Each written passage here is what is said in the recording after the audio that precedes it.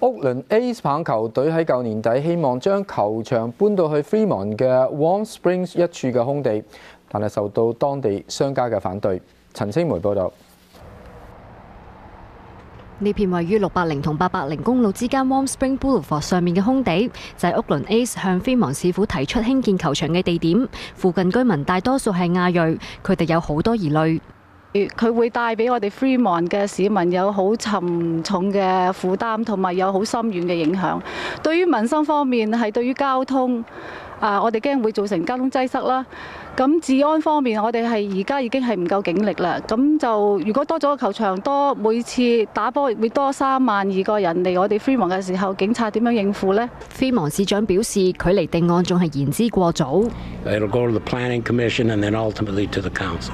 計劃將會喺市議會投票，必須喺5名市議員當中取得3票支持。市長從經濟層面考量，希望唔理最終選喺邊個地方 ，A's 都會落腳 Fremont。We're facing economic downturns, we're losing jobs, we're losing companies, and we desperately need stimulus. 當地華裔市議員陳李素英亦都支持 A's 落腳 Fremont， 但希望地點能夠獲得居民共識。We welcome them. We'd like to be a good fit for them and for us.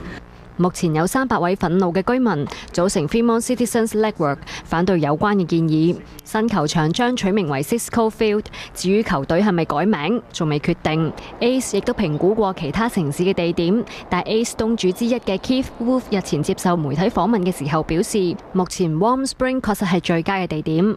26台記者陳清梅報導。